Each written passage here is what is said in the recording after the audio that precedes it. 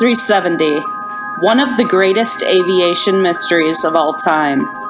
One of the greatest mysteries of all time, period. Jeff Wise has been searching for the truth behind MH370 for years. Jeff is a talented journalist with a special focus on aviation, adventure, and psychology. He's the executive producer of the Showtime documentary feature Gringo, The Dangerous Life of John McAfee. He's appeared on CNN, Fox News, MSNBC, PBS, the History Channel, and the National Geographic Channel. His writing has been featured in Businessweek, New York, the New York Times, Nautilus, Men's Journal, Popular Mechanics, Psychology Today, and many others. While Jeff's work is both extensive and impressive, I wanted to talk to him about his MH370 research. He's the author of The Taking of MH370, a must-read for anyone who's been interested in this mystery. Needless to say, when Jeff agreed to be on my podcast, I was both excited and incredibly honored. You're listening to 1 minute and 43 seconds, a true Unsolved Mysteries podcast. I hope you enjoy my discussion with Jeff Wise on the mysterious disappearance of Malaysia Airlines Flight 370.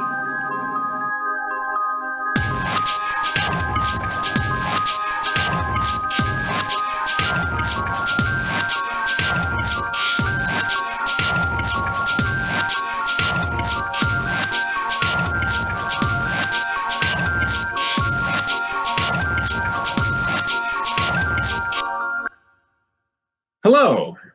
Hi, Jeff. How are you? I'm doing great, thanks. I appreciate your flexibility. Oh, of course. I really appreciate you taking the time to do this with me. Thank you so much. You're welcome. How's your day been so far? It's been busy, but in a good way. Good. So, yeah. Should we jump right in? Yeah, that would be great. Okay. Great. Well, thank you again. I guess we could start off by, like I said, I'm pretty familiar with your work and your research on MH370.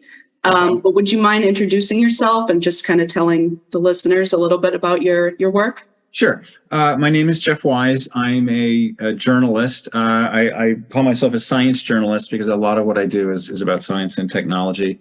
I write about a pretty wide variety of things. I'm also a private pilot, and so that got me really interested in aviation, particularly aviation accidents, which in turn led me to Air France 447, which led me to MH370, which became one of my real major, for lack of a better word, obsessions.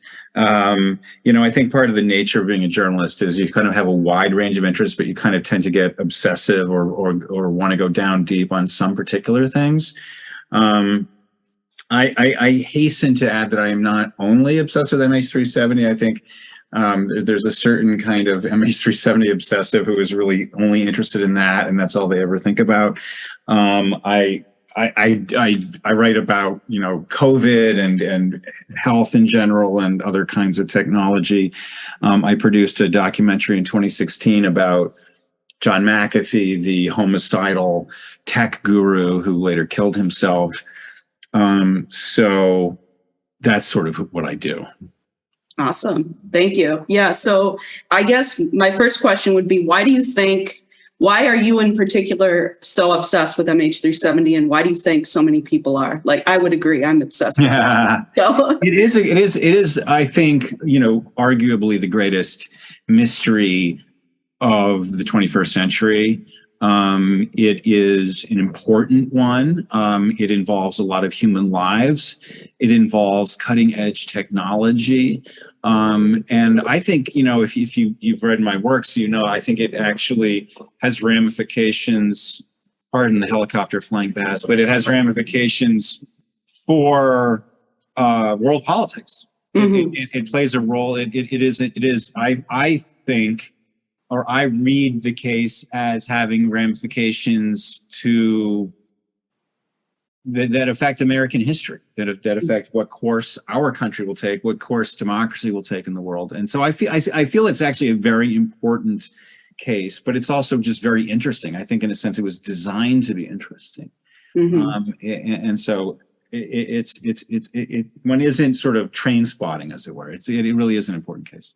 Yeah, absolutely agree. So I'm sure you know the common consensus in the case is that the captain did this. Right.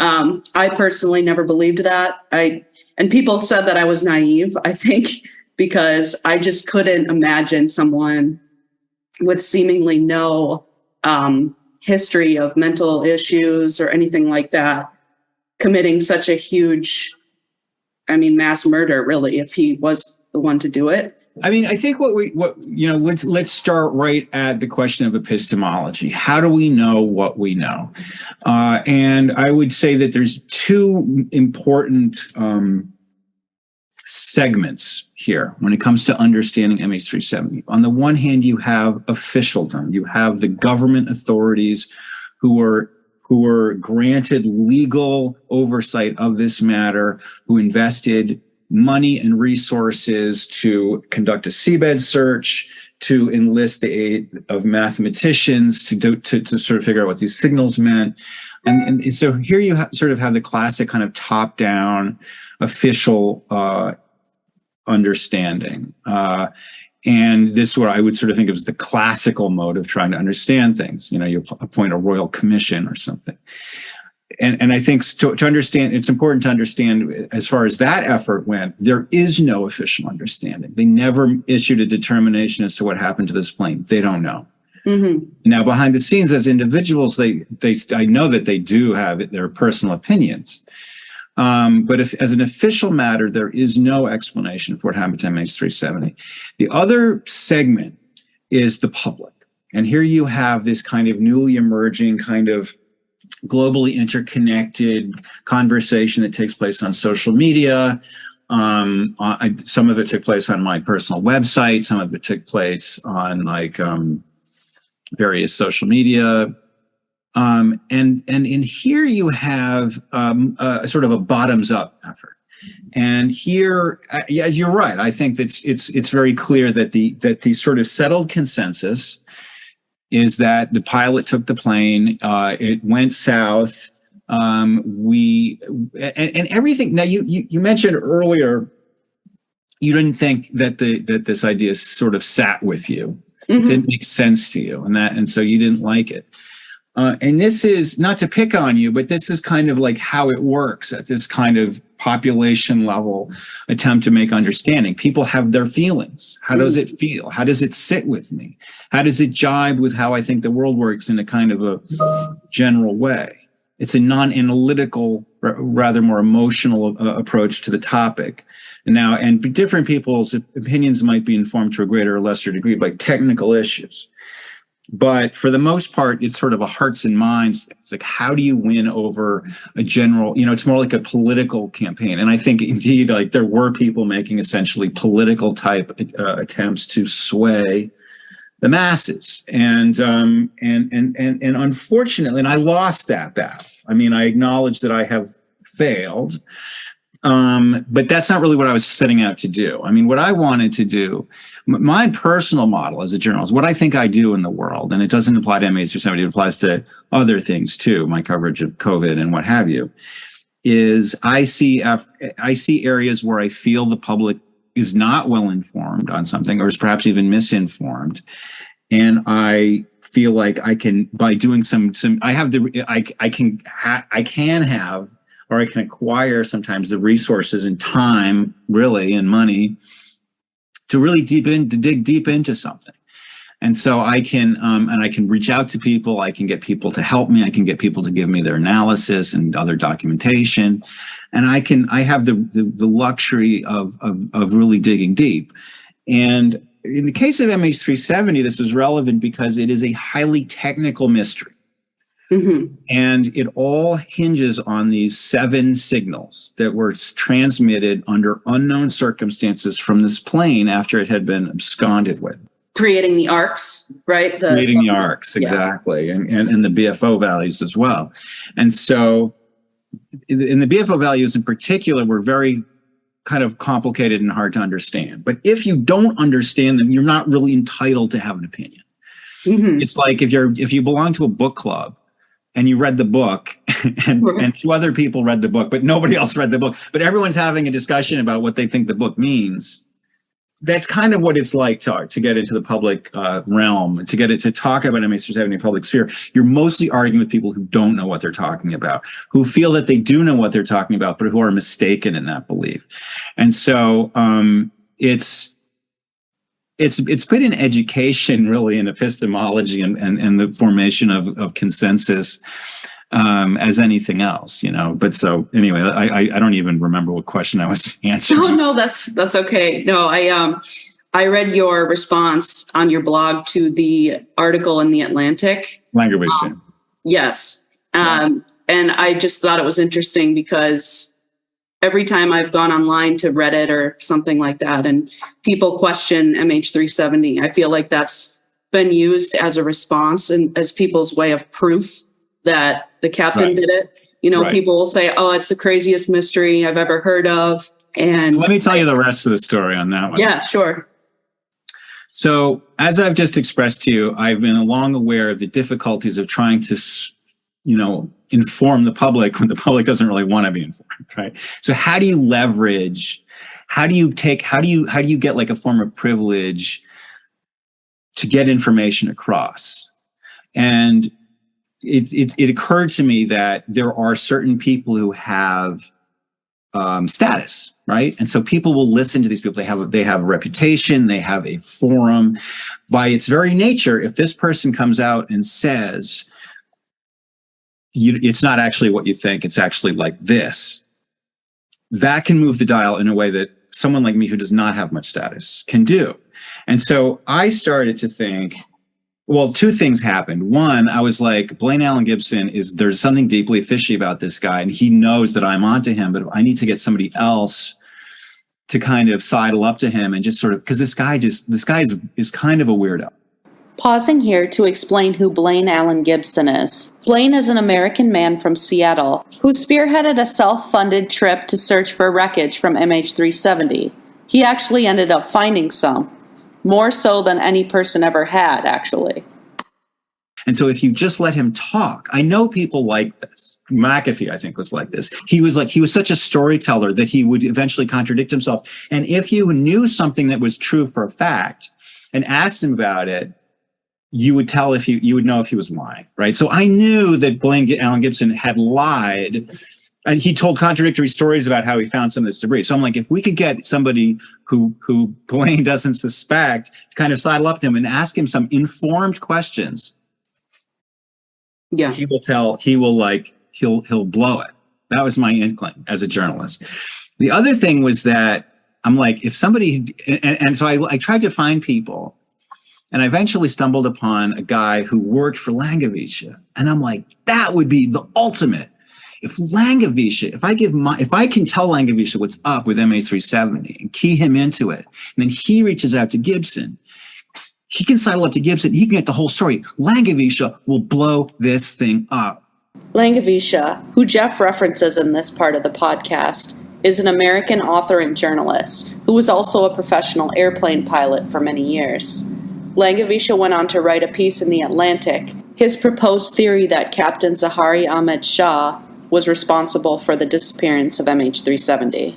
Jeff recounts his interactions with him prior to this piece. So I did. I reached out to Langevisha. I went to visit Langevisha at his home. He doesn't live too far from me. And he was like, I don't know anything about this story. It's really complicated. Eventually, then he moved from one magazine to another. It was a very protracted thing. He finally got a green light from I think it was The Atlantic, right, to do this story. And I give him I spend so much time on the phone walking him through this story. I give him all the contacts. I give him Victor Ianella. I give him everybody. Mm-hmm. And I give him all my documents on Blaine. And I'm like, and he tells me, I'm going to go meet Blaine. I'm like, it's done. I have performed a miracle. This is my way to leverage this story into now the public's going to get it, because this guy, I'm going to use this guy to be my messenger. But Langevisha is a very conventional thinking guy, which I didn't know at the time, but because right after he wrote the MH370 piece, he wrote the piece about Boeing, about how Boeing was blameless and it's the fault of these third world operators that crashed these planes. He's a very establishment guy. So what he does is he hears what I have to say. Then he goes to his buddies at the FAA, and he says, "Hey guys, I heard this crazy guy telling me this story about MH370." They're like, "Yeah, the pilot did it. We know the pilot did it. Every rational person knows the pilot did it. Everybody knows it." And so he goes, "Oh." Then I had given him contact information for like Victor Iannello and Mike Exner, and he talked to them because listen. Full disclosure. I mean, I don't need to tell you this. I've written this. Everything I know technically about MH370, I got from those guys, Mike Exner and Victor Iannello. They explained to me how the circuitry works. They explained to me how the signals work, yada, yada. They then, when I came out with my theory about Russia, they kicked me out of the group and denounced me.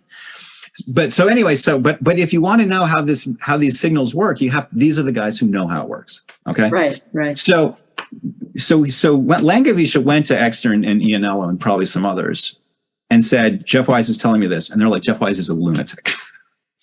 Jeff Wise is a lunatic. You must not listen to him. He's wrong. The plane went south. The pilot did it. That's all you need to know. Why do you think they were so dismissive? I don't know. I mean, I mean, you could ask them. I mean, they have. I mean, they've written it. I think it's wrong. I think it's honestly wrong. Because we were a group of trying to approach this subject scientifically, and I was raising, objections. And Victor Iannello was actually along with me quite a while. Victor Iannello was the guy who came up with the insight that you only need to change one parameter inside the SDU to create a track that looks like it's going south when it's really going north. That was his idea. And he was with me until the first piece of debris turned up in La Réunion. Sure, okay. The minute that happened, he was like, and then actually he was still suspicious. Then Blaine, I remember Blaine found the piece, and Victor was very suspicious of him at first. And then he did a hard 180 and was like, the pieces are real. Blaine is real. It had to go south. And so Victor kind of turned on me, but all the other people, they'd already kicked me out of the online group, what they call the independent group by then. So, so to make, you asked me, oh yeah, everyone thinks Langevisha settled the issue. And I was like, yeah, I know. I mean, but I knew he'd settle the issue. I just hope that he would listen. He never read any of my stuff. Like he didn't, but because after talking to the FAA, he decided that the pilot did it. And the other reason he thought the pilot did it is that he had done a big story years ago, 10 years before, about Egypt Air, where the Egyptians were convinced that it was it was Boeing's fault. But Langevisha and a lot of other people had been convinced that it was pilot suicide. So he's he kind of playing his greatest hits. He's like, pilot suicide makes sense to me. I've seen it before. The thing is, if you look, as you were saying, if your gut feeling, if you look at the Egypt Air pilot versus Zaharie had none of the problems that guy had. Zaharie had none of the problems that all the other suicidal pilots have had. So anyway, but if your starting point is the pilot did it, and you already have an invitation to go meet Blaine Allen Gibson, you don't ask him about his decades of work with Russia, his fluency in Russia, his 20-year Russian boyfriend. You just don't get into it. And so William didn't. And so it was a huge disappointment to me, because honestly, I've spent years on this, and he could have single-handedly turned it. But he didn't want to. He disagreed with me, and he didn't even mention me. I'm like, if you're going to burn my theory, at least mention my book so I can sell some books. I need money. I'm broke, man. So it was a bust. It was a massive bust. But you know what? You try. You do what you can do, and the chips fall where they may, and you dust yourself off and move on. But yeah, no, it was but by the time Langevisha was talking about it, I think the caravan had moved on. People didn't really care about it so much. So we'll see. Could I ask you touched on it a little bit already, but could you give us a brief summary of your theory and what your research has kind of led you towards? about Russia? Well, there's the answer that you probably want to hear, and there's the answer that I like to give. Okay. So bear with me, okay? Sure. Because I do see myself as different from there are a lot of people who haven't really done a look at a broad range of the data. They tend to stick on one piece, like, oh, I saw the flap on, and my theory is that the captain did it, or the Americans shot it down. Or there's a lot of like theories out there that don't really even deserve the title theory, because they're just notions that people kind of pulled out of their butts. And so, and they tend to be like, I think that this person did it. And what I like to say is, like, let's, instead of focusing on like who the perpetrator is, let's think about the main, what is the main mystery and what are the possible solutions to the mystery, right? And so to me, the main mystery is that this plane vanished under incredibly mysterious and unprecedented circumstances. It emitted these signals that indicated it was flying into the Southern Ocean. These signals even indicated where in the Southern Indian Ocean the plane went. And yet, when the seabed was searched, the plane wasn't there. It wasn't just that the seabed search failed, but the plane actually was not in, just like a more positive way of framing this finding. It was a positive piece of evidence. The plane is not where the signal said it would go. So I pointed out, actually the signals, the equipment that generated those signals appear to have been tampered with. I mean, it was turned off and it was turned on in a way that nobody can really explain. It definitely did not happen accidentally.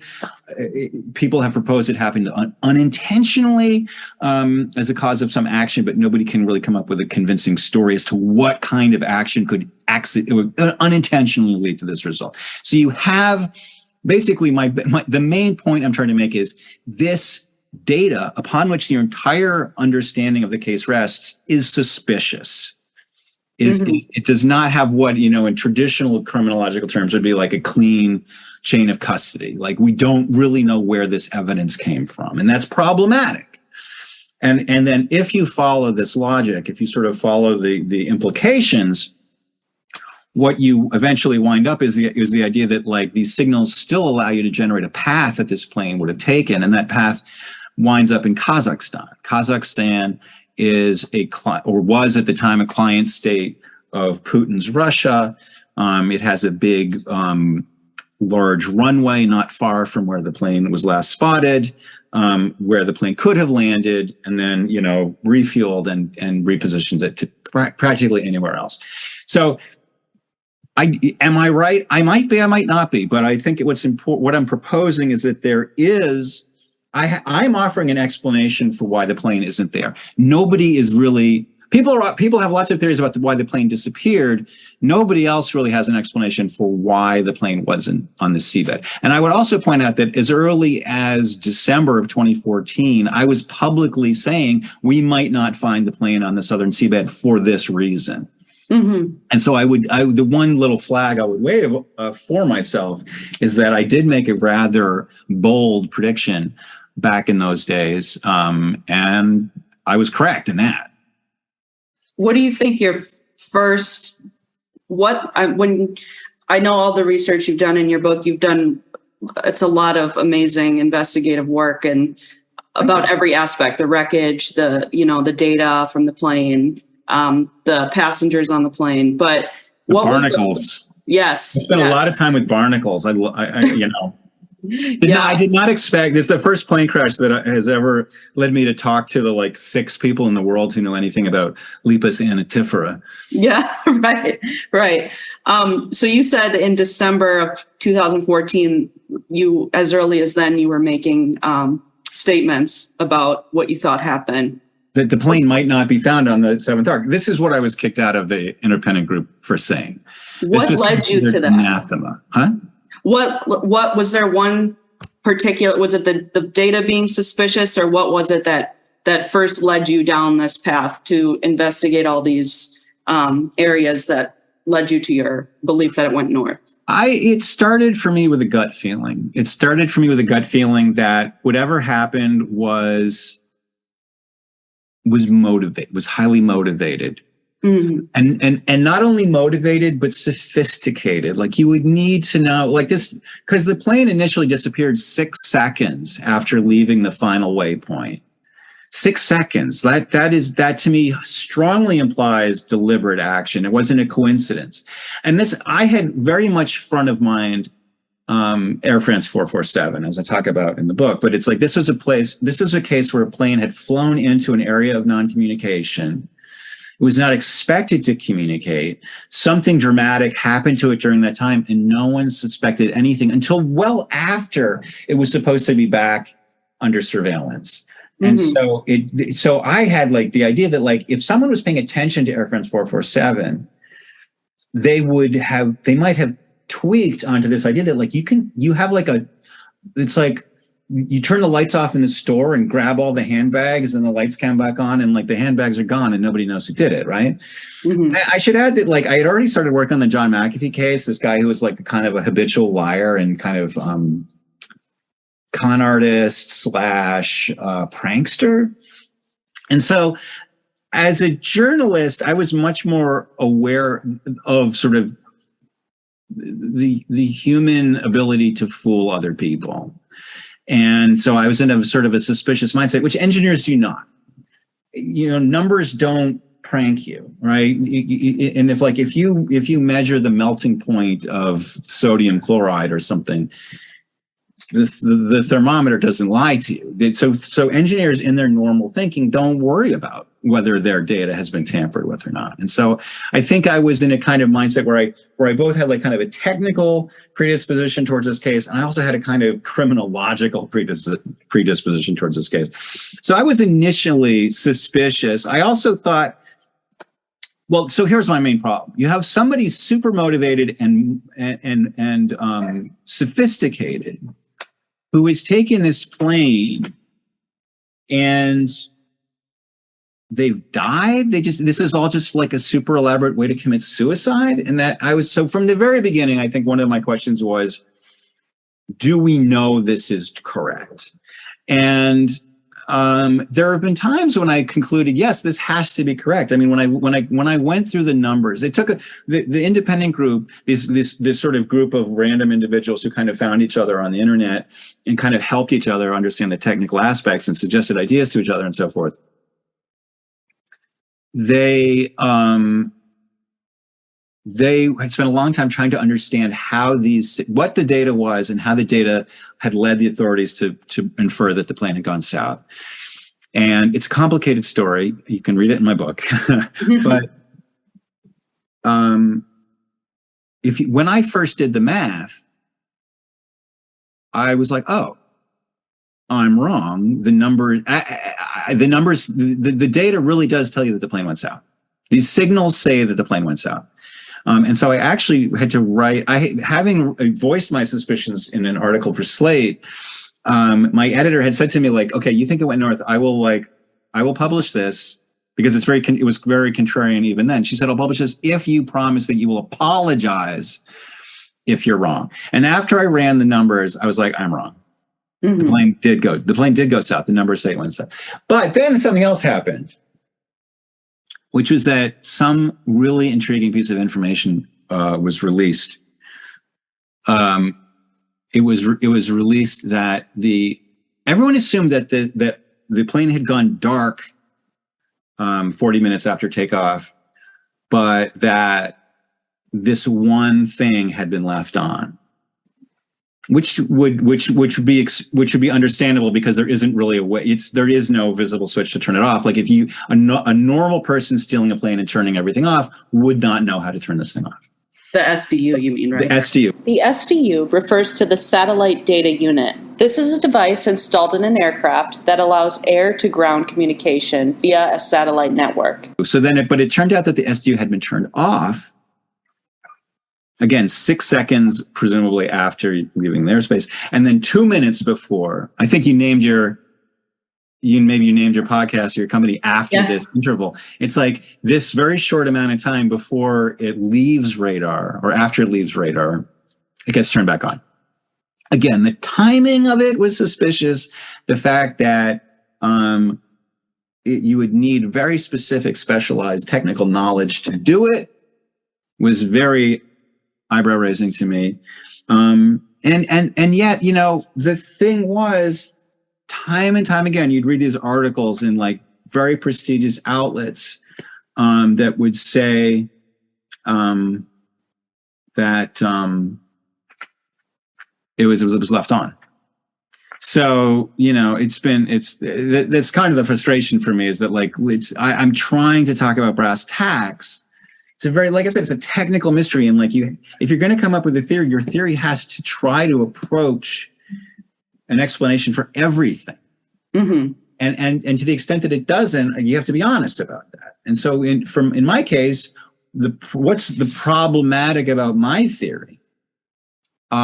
Primarily, I would say that if you run the fuel simulation numbers, and if you infer what the winds were aloft at the time of the flight, it looks like it wouldn't have fuel to get to Kazakhstan. Okay. And I don't know what the answer to that is. So I could be wrong. I mean, there are other problems that like in his piece, Langewiesche, without even having the courtesy to name who came up with this theory, but he said that because another part of my theory is that like if you get into the electronics bay underneath the cockpit, you have control of the computers that run the plane. And then presumably, I don't know how, nobody knows, it doesn't work for Boeing, but presumably there's some way, if you have physical possession of these computers, you can control what the computers do. Langewiesche in his piece said, there are so many reasons why this isn't true. There's no need to go into it, right? It's like when you ask Trump what his favorite book is. Oh, all of them. I have so many books I can't even name all the books that are my favorite book. It's like, okay, William Langewiesche, if there's so many reasons why you can't take over the flight control computers from the electronics bay, give me one. Yeah. No, it was annoying. So yeah.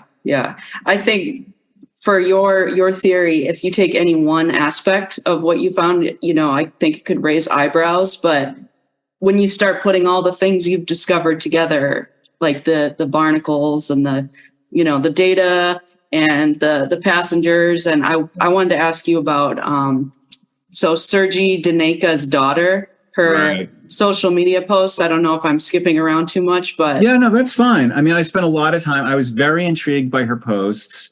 How did you find them? Were you just kind of I don't remember anymore. I mean, I probably just did a Google search, or I don't know. I found them. My eyebrows really went up. I mean, she talked about celebrating her dad's birthday. And this is, by the way, so there were two. I'm so sorry to interrupt. I was just going to explain that. So there were two Ukrainian passengers on MH370 and one Russian passenger. And what we're talking about is one of the Ukrainian passengers' daughter and her posts on social media after the disappearance. I just want to clarify that. Right. So the question was, who were these guys? Why were they on the plane? And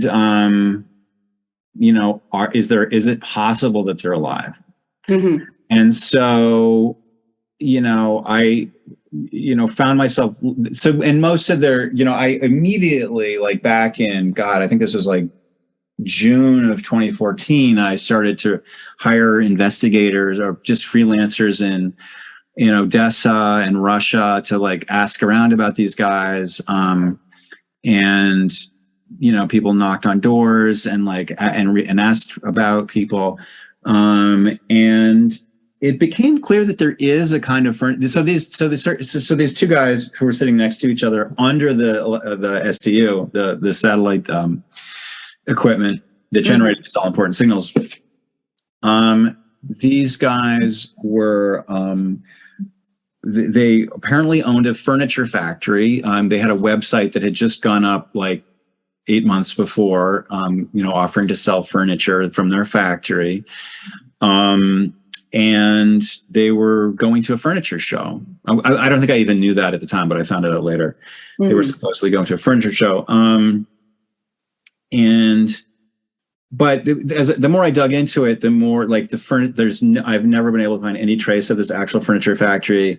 They had a store later, actually, after they left the store. The company like was selling furniture in a kind of mini mall on the outskirts of Odessa. And but anyway, I was like, okay, so how am I going to figure out anything about these guys? And so I started looking at like the family's social media, and his daughter, who was Sergei Dynika's daughter, Liza, who was like 14 at the time, was posting on Instagram, and there was another website where people were answering questions, and there was a lot of stuff that like wasn't determinative, but was suggestive to me. Like she was talking about her parents, and when people would ask her about her parents, she talked about them in the plural, in the present tense.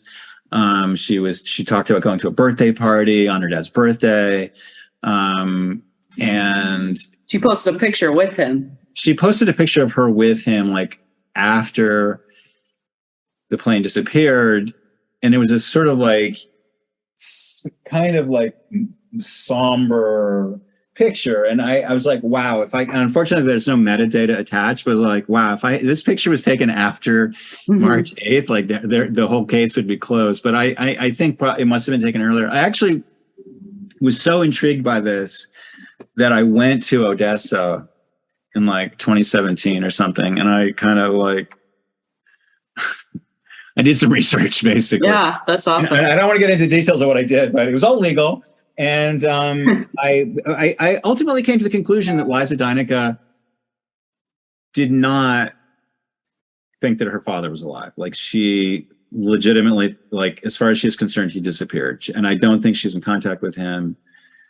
I don't know, but I came away kind of convinced that she's actually legitimately believes that he's alive. That he disappeared, and she hopes he's alive, but she doesn't really know. The whole thing is a weird mystery to her.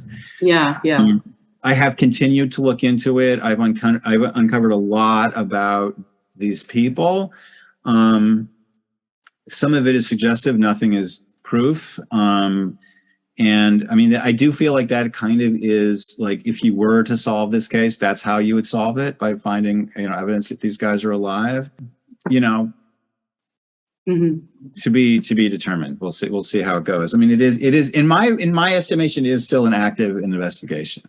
Yeah. It's a really hard one. I mean, honestly, I think like one of the best hopes for this case being resolved is Putin falls. Like the war in Ukraine goes disastrously. He gets toppled, and the GRU gets the papers. This is what happened at the end of the Soviet Union. Like all of a sudden we knew who all the secret agents were, like what they did. So the other thing too is that who Trump might be sitting on, got all these secret documents that they pulled out of the basement of Mar-a-Lago. I wouldn't be surprised. I mean, I wouldn't be totally surprised if one of them was like, they took MH370. But listen, I could be completely wrong. My goal in life is not for people to think that Jeff Wise was right about MH370, but my goal is that my wish is that just, to me, MH370 is just one brick in the wall of feeling like we live in an age of misinformation and things not being sort of properly handled, people not having the resources or the inclination to really dealing with things in a rigorous way. I've got a piece about long COVID that's going to come out in a couple of weeks probably. And I feel like that's a good example of like how I feel like if you just carefully parse through all the information, you can arrive at a conclusion that's interesting. And that might not match what everyone thinks. And it doesn't, and unfortunately, there's a lot of people. One of the things that makes this such a hostile misinformation environment is that you've got so many people who sort of ostensibly fly the same flag as me. Do your research. Read your QAnon blog and do your research. All these QAnon people are like, I did my research. Well, your research meant you went on to like Archan or whatever and like read posts. Like that's not research. And unfortunately, journalism has been so gutted in the last decade or two, and that there's just not that many people who can do it. And then you have people who have forums, like you look at Dr. Oz. Here's a guy who is on TV every day. He's got a white coat on or his scrubs, and he's like got the credentials. He's a major, surgeon at Mount Sinai, and he's lying. He's going on here every day, and he's lying about stuff that's really important. And if you look at the whole health space, which is a space I sometimes dabble in, it's rife with just absolute garbage, and that's published in the most reputable publications. I mean, and so, even before we had the problem of Trump, which, as you know, I consider tied into all of this, because Trump, is an espionage action, and again, it's like, I don't think it's that. It's not. You don't have to walk too far off the path to get to that conclusion, but we've got so many forces like saying, "Oh, the Russia hoax." The Russia hoax is not a hoax. The Russia hoax is real. The Trump campaign, I don't know if you don't like the word colluded, cooperated with, shared information with, had agents on their staff from Russian intelligence. So I mean, I find myself with weird bedfellows because a lot of people think I'm a conspiracy theorist because I'm trying to wave my flag and say, hey, do your research, people. This is what, there's more here if you dig deeper. It sounds like what a QAnon person would say.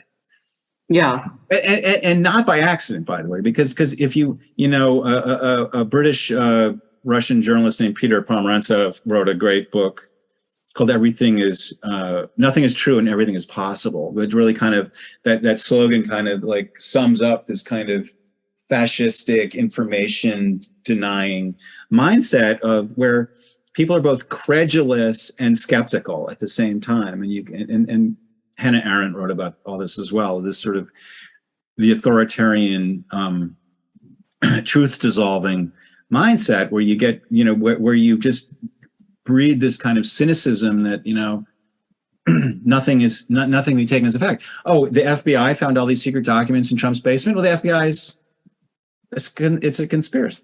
Yeah. And so it's like, this is corrosive to democracy. It's corrosive to a free society. And it is, listen, I'm talking to you at a time where, it sounds like you're on the same page with me, but the future of democratic society is in the balance, and we are on the verge of a new dark age. And I don't think it sounds rather alarmist to say that, but listen, if the Republicans take back the government, that's it. You're going to have to go read on Pinochet or Trump or Putin. Look at what happened to Russia. Look at where Russians are right now. What free voice do you have? Once you allow them to create truth, or worse, once you allow them to cast the notion of truth itself into doubt, the sleep of reason breeds monsters. That's what we're on the cusp on. We're on the cusp of something truly monstrous. And I sometimes feel optimistic that we're waking up to that, and sometimes I feel the opposite. Yeah. Yeah, for sure. But this is a conversation about MH370, and and I think the point I try to make when I talk to people about it is, I know everyone wants to know what happened to the plane, but that's only a small part of what's really interesting and important about this case. This is a case about how do we make meaning out of reality? How do we understand the world we're in? And whether or not you disagree with me about where the plane might be, we have a huge problem. I would like everyone at least to agree that the plane has not been found, and that's problematic. I know, unfortunately, I haven't even won people over to that point of view. A lot of people are just like, oh, we need to keep searching. And then these people have kind of infiltrated the families of the victim, of the missing passengers, and now so the families are now saying, oh, we need to continue looking. You have looked everywhere on the seabed that the plane could really plausibly be. And what's important now is to recognize that, to recognize the failure, because the first step to fixing something that's broken is to recognize that it's broken. And so I guess what I would rather, if I was to sort of get a point across regarding MH370, rather than say I went to Russia, I would say we have a problem. Yeah. So if you don't want to listen to me saying I went to Russia, at least grapple with trying to figure out why it went wrong. And everyone thinks it went south. Okay. Everyone thinks it went south. Everyone has a huge problem. because they spent like hundreds of millions of dollars looking in the South and it's not there. And a lot of people will brush it under the rug and say, well, they were unlucky. No. I've heard that too. Understand how and why the search area was defined, and you'll realize that there actually is a huge problem. Yeah, and you need to start asking basic questions. So I have very little patience for someone like Langewiesche, who never bothers to really roll up his sleeves, doesn't listen to someone like me who does. He listens to some buddy of his at the FAA, and because he's at the FAA, thinks he must be right. Mm-hmm. Anyway, you can see I have a slight, tiny chip on my shoulder, but I mean, it's frustrating. I mean, I'm a human being. Yeah. I have a goal here. I have a motive here, and I've been frustrated. Yeah, I would like to see. Like I said, I mean, I also don't want people to think, oh, you're obsessive with MH370. I'm like, I'm obsessive with society maintaining itself. Yeah, I'm interested in living in a society that can function as a free and democratic society, and I see that very much under threat. And I see the inability to really grapple with important questions in a rational way troubling. Yeah, I know what you mean. I think the best explanation I've seen for people that question, well, why, if it went south, why haven't we found it yet? And people will say, well, the ocean's really big, and that's true, but it touches on what you said earlier, that, these people don't have an understanding of the data. They just know that it went somewhere in the South. And like you said, maybe they're unlucky. Yeah, I mean, it's really a case where it's like the closer you look at it, the more interesting it gets. Yeah, and it's very interesting for someone who doesn't really know anything about it to feel confident about what's going on. I think the more you know about it, the more respect for it. But I think I listen. Even people that I know and respect, like I know personally and are friends with, think I'm nuts. Yeah, I would like to see people really read your book and really understand your theory and then criticize it if they still believe that it's instead of just dismissing it based on, like you said, like very little facts. Yeah, I appreciate that. Another topic I've written about and that continues to interest me is the whole UFO thing. I saw an old friend I hadn't seen in a long time, and he's like, dude, it's real, right? I mean, they basically admitted that these are real. And I'm like, no, it's much more complicated than that. It's much more interesting than that too. Yeah. But like, if you want to believe that UFOs are real, and like all the stuff that the New York Times published, all these credulous pieces saying that that the Defense Department now has an official UFO department, and again, it's like if your interest is surface deep, and you find it, soothing or comforting or pleasant to think that the answer is X, there's a really interesting kind of psychological phenomenon. It's like, how do we decide what we know? It's like, because psychologically we're designed to like spend as little time as possible pondering things. There's like, the world is complex, we're surrounded by so many mysteries and questions. Like, is the milk off? And so, I mean, that's actually can be a pretty imponderable one, but, for the most part, we sniff around a question until we sort of feel like we know the answer, and we like call it good, so is my incumbent legislator a good person? Should I vote for him? It's like, I don't know. I sniff around. He dresses well, and people seem to say nice things about him, and he seems like a nice guy. I'll vote for him, and that's a general principle, and like, it's the obsessives like me and you, who are really interested in something. Like, why is something interesting? Because I think things are interesting because they do hold out the promise that there might be something deeper below the surface. I mean, it's boring to like look into a question and just figure, oh yeah, it was. If I turn over this rock, it's just going to be dirt. Oh yeah, I turned over the rock, it was dirt. But if there might be treasure, then that's when that rock becomes interesting. The thing about MH370, and we started out by talking about why it was so interesting to so many people, it was constantly creating surprises. Yes. From the very get-go, it was like, not what you thought. Oh, a plane disappeared from secondary radar? Probably crashed ocean. Nope. Yeah, right. That didn't happen. Well, it probably flew the other way and then crashed the other way. Nope. And so every single time it defied expectations, and that's what generates interest. Yeah. Yeah, and I think people try to, they claim that the captain doing it is the simplest explanation, so it must be right, therefore, but it's a very complex The case. phrase Occam's razor has been somewhat ruined for me. Yeah. Because people are like, Occam's razor, the pilot took it. It's like, well, the Occam's razor, the principle is the simplest explanation is best, but not too simple. And the other thing is, too, is Occam's razor was not meant to apply to criminal. Right. Like magic. The simplest explanation is the rabbit vanishes into the nth dimension. Yeah, but that's not what happened. The magician created an incredibly elaborate and unlikely, system of trapdoors and mirrors. Yeah. And that's not simple, but it's correct. And so Occam's razor, a lot of people fell back on that at a very lazy intellectual shortcutting, I would say. Yeah. Yeah. That's a good comparison, the magician and the hat. I've written a whole bunch of things about magicians. I interviewed magicians, and no, it's really, if you look at MH370 from the perspective of stage magic, it's pretty fascinating. Absolutely. Well, I know we're running up on time.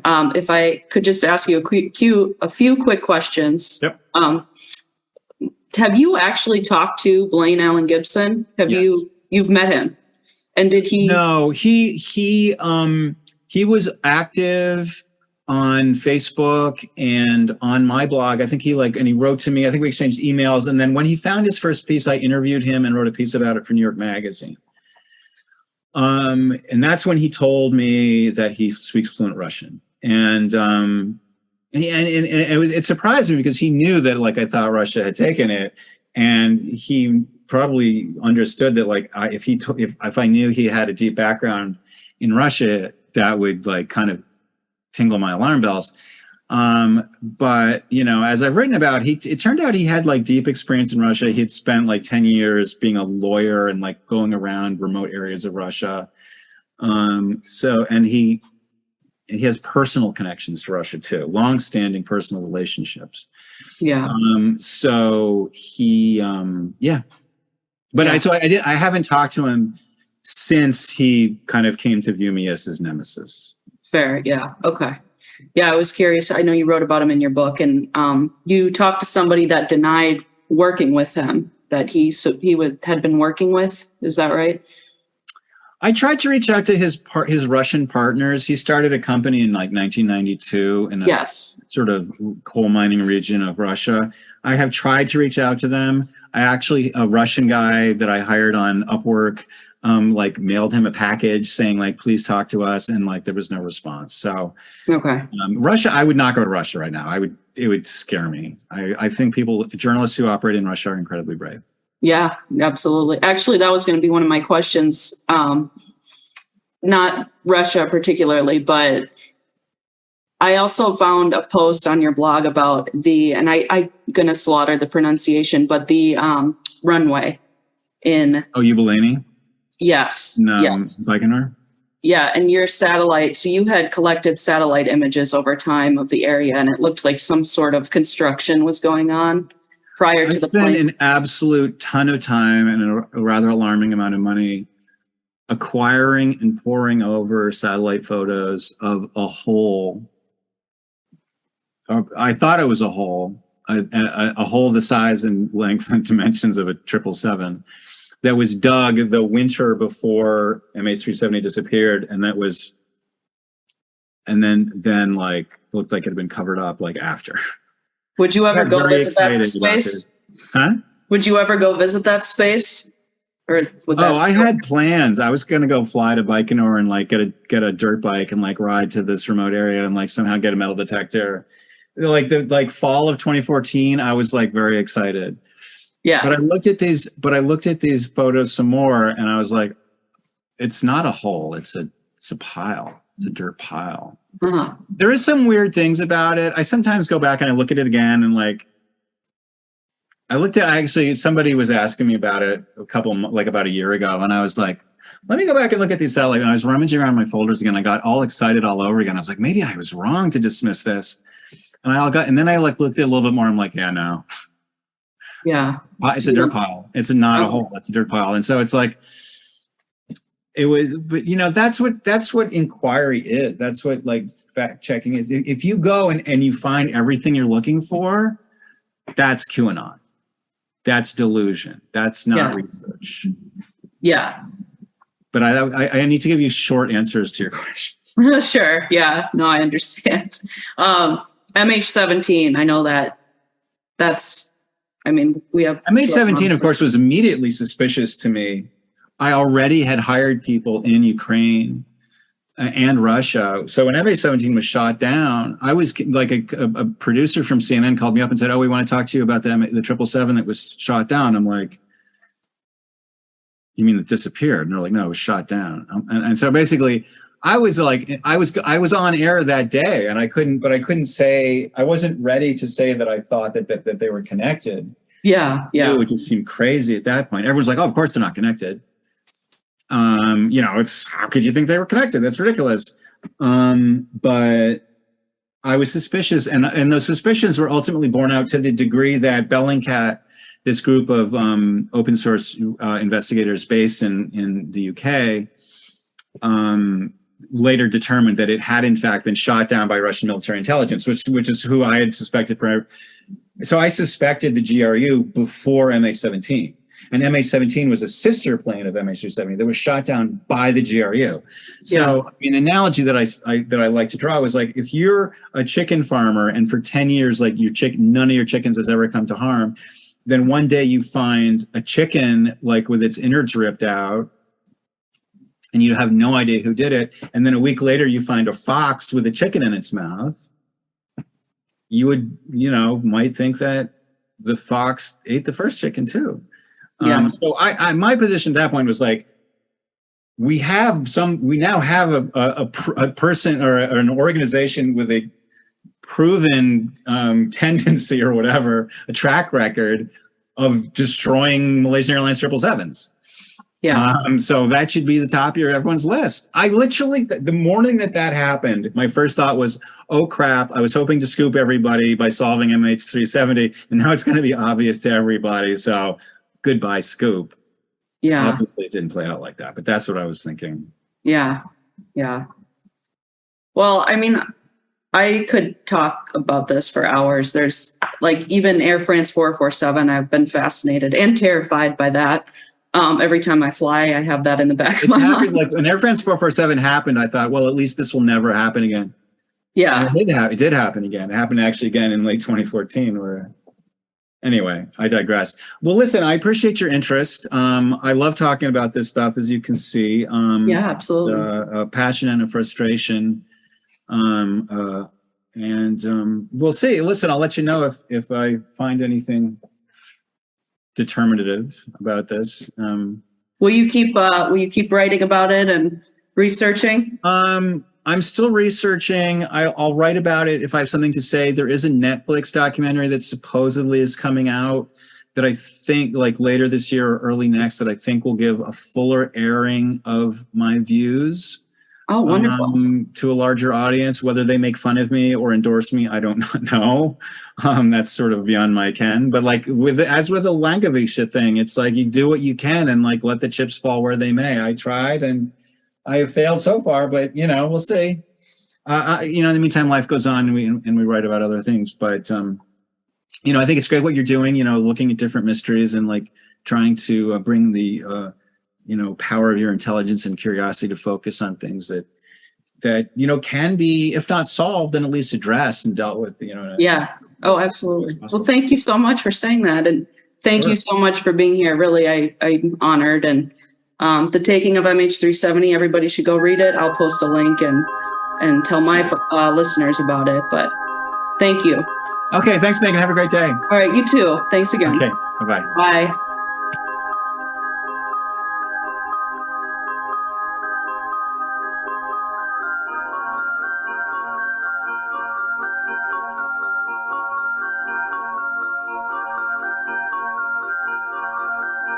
A very special thanks goes out to Jeff for being on this episode of 1 minute and 43 seconds. I really appreciate his time sitting down and talking with me.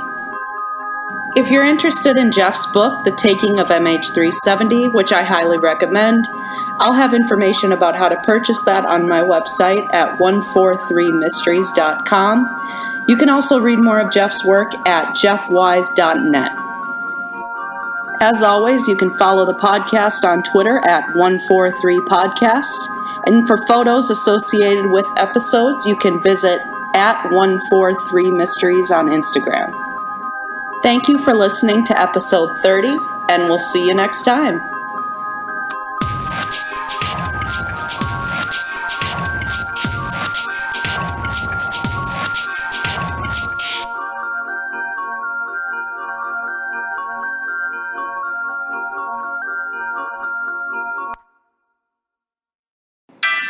One minute and 43 seconds is dedicated to my number one fan.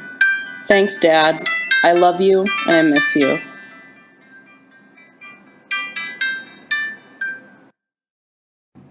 This podcast has been approved by Skipper the Cat. Right, Skippy?